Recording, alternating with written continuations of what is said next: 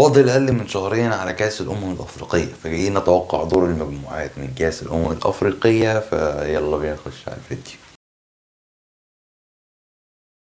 طبعا قبل ابدا في الفيديو ما تنساش تشترك في القناه وتفعل زر الجرس وتدوس برضه ما تنساش تدعي على اخواتنا في فلسطين والسودان وسوريا ان ربنا ينصرهم ويثبتهم، وان الغمة دي تعدي على خير باذن الله. وخليني ابتدي بالمجموعه الاولى، المجموعه اللي فيها غينيا الاستوائيه وغينيا بيساو ونيجيريا وكوت ديفوار. غينيا بيساو وغينيا الاستوائيه يعني ملخصا كده هما الاثنين هيلعبوا على فكره المركز الثالث، واعتقد ان غينيا بيساو هي اقوى شويه من غينيا الاستوائيه. اما كوت ديفوار اللي هما في افضل حالتهم، اللي هما لسه كاسبين اصلا فرقه 9 في تصفيات كاس العالم والدنيا ماشيه كويسه، وكمان اصلا البطوله على ارضهم، عكس نيجيريا اللي فيه تعثرات. هم عندهم هجوم بس تقريبا وكم مدافع على نص الملعب بتاعهم، بس هم فعلا لما تيجي تبص عموما هتلاقيهم ان هم فرقه كويسه، بس تلاقيهم في اول ماتشين في التصفيات متعادلين وتحس ان هو ايه، في حاجه غلط. ولما تيجي تبص على المدرب بصراحه بيسيرو ده الراجل ده كان ماسك الاهلي في 2015، يعني كنا عايزين نمشيه، ما بالك دلوقتي. فانا شايف لا فعلا نيجيريا محتاجه مدرب. الله اعلم هياخدوا الريسك في فكره ان هم يمشوها قبل افريقيا، لان اصلا كانوا برضو عملوها افريقيا اللي فاتت لما جم كسبونا الحمد لله، غيروا تقريبا المدرب قبلها ب 10 ايام حاجه زي كده. فتوقعاتي في الاخر في المركز الرابع هيبقى غينيا الاستوائيه، وفي المركز الثالث غينيا بيساو، وفي المركز الثاني نيجيريا، وفي المركز الاول كوت ديفوار. اما عندك في المجموعه الثانيه ففي مصر للاسف الشديد وكاب فيردي وموزمبيق وغانا. عارف الفكره في المجموعه دي ايه؟ يعني مش عارف هي تبان لك سهله ولا لا، بس هي ملعبكه هي، انا عارف، لان عندك موزمبيق عاملين ماتشات كويسه لغايه دلوقتي في تصفيات كاس العالم، عندك كاب فيردي من الفرق اللي بتعمل مفاجات في بطوله افريقيا، اخرها بطوله افريقيا المره اللي فاتت. وعندك غانا اللي هو غانا واحده من اكبر الفرق في افريقيا. بس انت لو تيجي تقول لي انا خايف من مين اكتر او اقل حد خايف منه مين، هي غانا. عارف ليه بقى؟ عشان غانا مش احسن حاجه، غانا لسه بيبنوا لسه بينتقلوا من مرحله الى مرحله اخرى. غير كده احنا لما بنلاعب فرقه كبيره بنعمل ليها حساب، واللي هو فاهم لا احنا عارفين احنا هنلاعبكم ازاي وبنركز 300%. لما تيجي بقى تلعب كيف فيردي وموزمبيق والكلام دوت ايه، تحس ان الموضوع بيفلت منك شويه. هو في احصائيه جميله فكره ان موزمبيق لما بتبقى معانا في المجموعه بناخد كاس الافريقيه والكلام الجميل دوت، بس يعني حاجه بتتقال وخلاص. ولو شفت الاداء اللي مستمر في التصفيات دوت، اعتقد ان انا ممكن اقول لك ان احنا ممكن نتاهل، طبعا مع زياده تحسن شويه، لان لا انا قلقان حقيقه، ما اكذبش عليك. 3 ماتشات بالنسبه لي، عارف بيبقى في ساعات كده ايه، ماتشين اقوياء وماتش كده اللي هو ايه ضعيف، لا انا ال3 ماتشات بالنسبه لي اقوياء. فانا هقولها واتوكل على الله. اتوقع ان في المركز الرابع موزمبيق، وفي المركز الثالث كاب فيردي، وفي المركز الثاني غانا، وفي المركز الاول مصر باذن الله يعني يا رب. اما عندك في المجموعه الثالثه فهي كانت تضم السنغال وغينيا وجامبيا والكاميرون. وعايز اقول حاجه في المجموعات ديت او في افريقيا ديت، انا حاسس ان دي هتبقى واحده من اقوى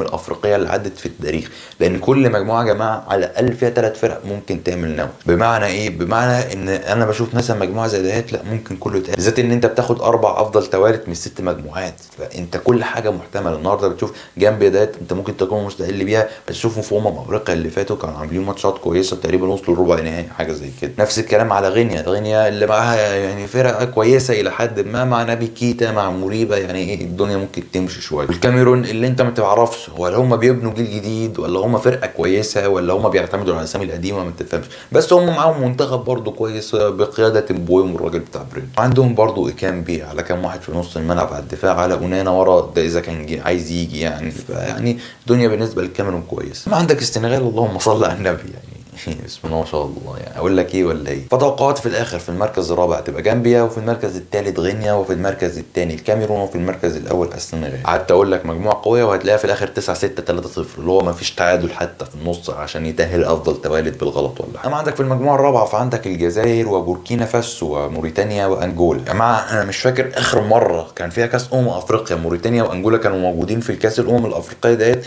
وما وقعوش مع بعض غير في المجموعه، فاهم اللي هو انا فاكر افريقيا 2019 كان موريتانيا وانجولا برضو وقعوا مع بعض. افريقيا اللي فاتت الحمد لله انجولا ما كانتش موجوده عشان تقع مع موريتانيا. المجموعه دي كان ناقصها تونس وخلاص يا جماعه ما هنلعب افريقيا 2019 وتريحونا. فبالنسبه لانجولا بصراحه مش متابع قوي، ما اعرفش الدنيا ماشيه معاهم ازاي، بس اعتقد ان هم قلوا كتير عن السنين اللي فاتت. اما عندك موريتانيا الحمد لله بنشوف فيه تطور، شوف ليهم ماتشات بصراحه كورتهم الى حد ما ممتعه، كمان بيعملوا نتائج كويسه، فممكن يعني ايه يعملوا اي حاجه. بس هو الموضوع هيبقى صعب شويه بالنسبه لفكره ان هو معاهم بوركينا فاسو تحسوا اللي بداوا يتطوروا كتير، بقى عندهم كذا لعيب بيلعب بره اصلا. بتتكلم عن حد زي تواسوبا، عندك واحد زي تراور الراجل اللي بيلعب في استون فيلا، فعندك لعيبه لا ممكن يجي منهم من المنتخب ده هو. اما عندك الجزائر فحدث ولا حرج. عاجبني في الجزائر دلوقتي التنوعيه اللي حصلت، يعني عندك المهاجم اللي بيبتدي بيه فارس شايبي، فانت عندك على الدكه اسلام سليماني الراجل المتميز الراس. يعني انت عندك ايه، عايز تلعب على الكرات الطويله فانت هتلعب باسلام سليمان، عايز تلعب هجمات مرتده وكره على الارض فانت هتلعب بفارس شايبي.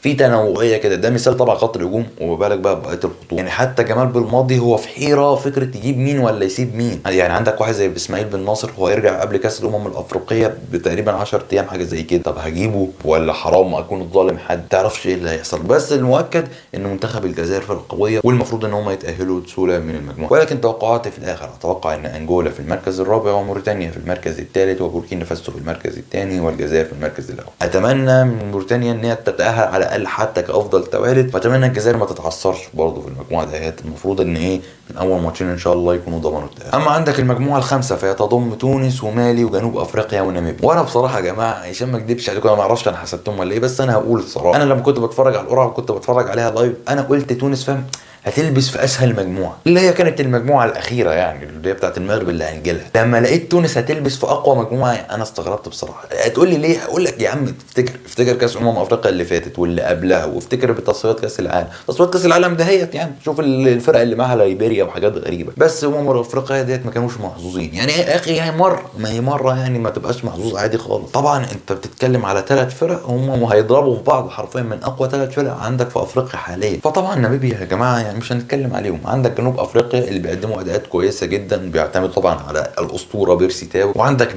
مالي ده يا جماعه بقى بص يعني انا الفرقه دي هي عمري ما فهمتها، تلاقيهم بيقدموا دور مجموعات ايه العظمه دي، وبعديها يقوموا خسرانين طالعين من دور ال 16 ده في افريقيا. تصفيات كاس عالم لو تاهلوا كاس عالم هيعملوا نفس الحوار. يعني حتى المجموعه اللي عندهم في تصفيات كاس العالم هم كانوا تصنيف اول ووقعوا مع غانا، وانا بالنسبه لي عادي يكسبوا غانا وعادي يتاهلوا من المجموعه دي، بس هم عشان مالي بقى فانت فاهم الدنيا هتبوظ منه. وعندك تونس يعني بصراحه يعني ما اقدرش ازود اكتر من كده، وهما برضو عندهم منتخب كويس، واللي عاجبني فيهم ان هما بيتطوروا، وعاجبني برضو الوديات اللي بيلعبوها. ممكن حاجه ما تهمكش، بس انا عاجبني فكره الوداد اللي بيلعبوها. حتى يا عم لو هيخسروا من كام شهر لما لعبوا البرازيل، يا عم عندك برضو ان هم لعبوا اليابان، عاجبني الفكر ده. غير كده طبعا من الصدف الغريبه في هذه المجموعه ان في كل فرقه نجم من نجوم الاهلي. فانت عندك واحد زي بيرسي تاو في جنوب افريقيا، على اليو ديانج في مالي، وعلي معلول في تونس، وحتى اليو ديانج دلوقتي بقى بيلعب اساسي مع مالي. ولكن في الاخر اتوقع في المركز الرابع ناميبيا، وفي المركز الثالث جنوب افريقيا، وفي المركز الثاني تونس، وفي المركز الاول مالي. يا رب يا مالي تفلحوا بعد المجموعات. اما عندك في المجموعه الاخيره اللي بتضم المغرب وزامبيا وتنزانيا والكونغو الديمقراطيه، اعتقد يا مغرب مفيش اسهل من كده. يعني اقوى منتخب واسهل مجموعه. انا شايف ان المجموعه دي حسمت من قبل ما تلعب اصلا. وبما ان انا اتفرجت على زامبيا قدام مصر بصراحه كانوا عاجبيني جدا. عندهم سكالا اللي بيلعب تقريبا كان في ابها حاجه زي كده، عندهم برضو الولد ده اللي كان بيلعب في ليستر سيتي ودلوقتي اعتقد في اتلانتا. فعندهم منتخب كويس. نفس الكلام الكونغو الديمقراطيه تويسا بتاع برينتفورد، وتنزانيا يعني وتنزانيا جنبهم. فبصراحه اتوقع على طول ما اكذبش عليك، فبالنسبه لي هيبقى في المركز الرابع تنزانيا، وفي المركز الثالث الكونغو الديمقراطيه، وفي المركز الثاني زامبيا، وفي المركز الاول المغرب. وبرضه قول لي رايك تحت في الكومنتات، شايف مين اللي هيتاهل؟ عايز تقول لي الاربعه ده احسن توالد تقول لي يا عم، يعني يا جت عليك. وبرضه لو عجب الفيديو ما تنساش تشترك في القناه وتفعل زر الجرس وتدوس لايك. سلام.